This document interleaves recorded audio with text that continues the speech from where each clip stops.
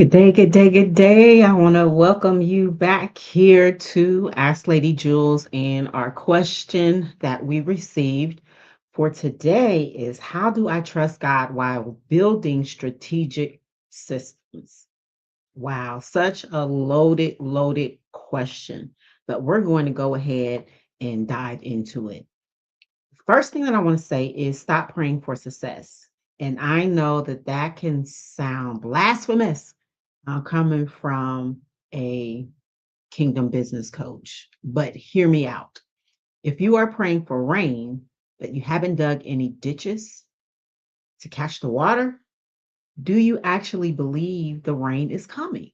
Or are you just hoping for a miracle to fix your lack of preparation? Too many kingdom entrepreneurs treat chaos like a badge of holiness. We think that if we just trust God enough, that the business will run itself. Been there, done that. But this is the hard truth. Building systems is not a lack of faith. It is the highest act of stewardship you can perform. And today we are dismantling the lie that structure kills the spirit. And I'm going to show you how to build the containers that can actually hold the blessing you've been praying for. So, welcome back. I'm Shelby Frederick, also known as Lady Jules, and here we focus on wellness led wealth. We believe that you shouldn't have to sacrifice your nervous system to build your net worth. And today we are diving deep into the intersection of faith and business strategy. We're going to take a look at why your burnout isn't a spiritual attack, it's a systems failure. I'm going to walk you through my D.D.B framework, that is discern, dismantle, and build, to show you how to replace the hustle and grind mentality with systems that honor God by creating order. So let's start with the theology. There is a misconception in the faith based business community that systems are worldly and flow is spiritual. But when we look at the very first chapter of Genesis, what do we see? We don't see a God of chaos. We see a God of order. God created the ultimate system, day and night, seasons, gravity, biology. He established rhythms and laws so that creation could function without him having to micromanage every sunrise. Now, why did he do this? So that on the seventh day, he could rest. So if God, who is all powerful, utilized systems in order to establish creation, then why do we as finite human beings think we can build a business without them? When you refuse to build systems, standard operating procedures, automation, clear workflows, you aren't operating in faith. You are operating in presumption. You are presuming that your limited energy is enough to sustain what only a structure can support. In the New Testament, look at the feeding of the 5,000. Before Jesus multiplied the bread and the fish, what did he do? He commanded the disciples to have the people sit down in groups of 50. He created structure. He organized the crowd. He built a distribution system before the miracle of multiplication even occurred. If he hadn't done that, the miracle would have resulted in a riot, not a blessing. So order precedes increase. So first, we must discern. You need to look at your business with spiritual eyes and practical metrics. Where is the friction?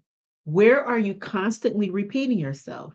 Where is your nervous system constantly triggered? A lot of you are praying for peace in your business, but you haven't discerned that the anxiety you feel is actually just a lack of organization. You don't need a prayer circle, you need a project management tool. Discern the difference between a spiritual battle and a logistical bottleneck. Next, we dismantle. We have to dismantle the idol of the busy founder. You see, culturally, we are taught that if we aren't touching every part of the business, We aren't working hard enough. And that is a poverty mindset. It is a belief that says, I am the source. We need to dismantle the belief that your hands are the only ones that can do the work. Ask me how I know. This is about regulating your nervous system. When you are stuck in fight or flight mode, handling every customer service email, you cannot hear from God about your company's vision. And finally, what do? We build. And this is the act of active faith. We build the SOPs. Those are the standard operating procedures. We set up the email automations. We hire a virtual assistant. Thank God.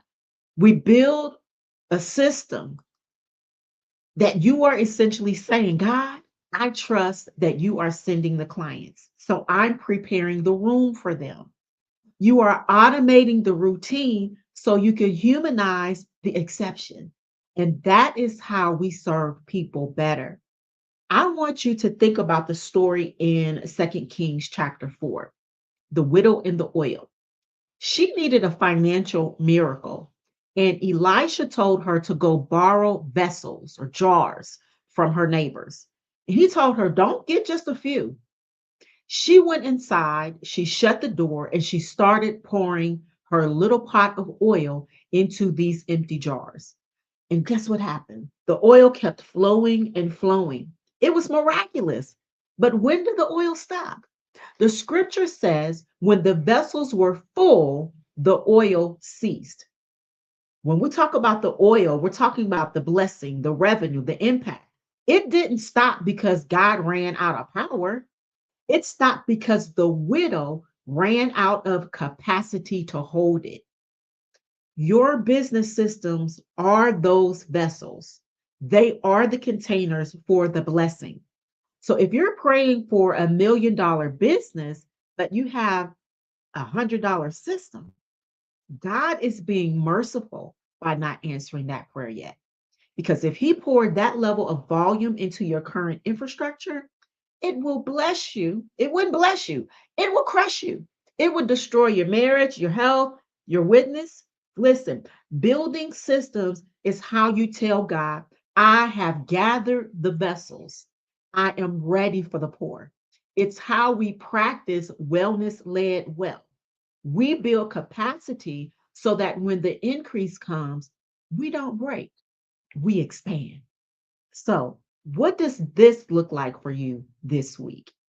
It means looking at your calendar and carving out time, not just to do the work, but to design how the work is done.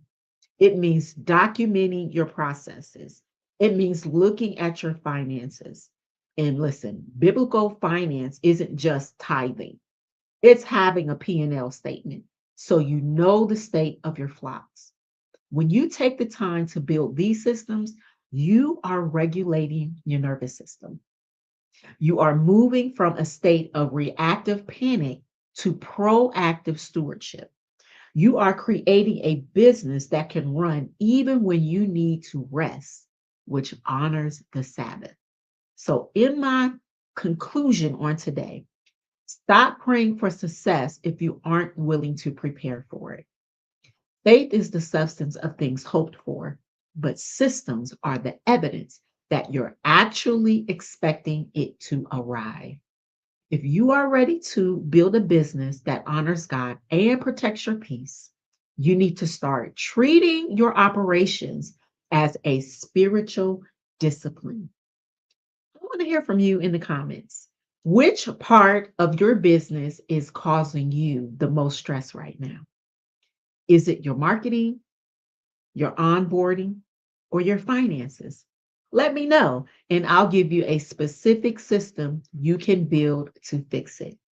Don't forget to subscribe for more on wellness led wealth and doing business God's way. I'm Shelby Frederick, also known as Lady Jules, and we will be back here answering another question on tomorrow. Blessings.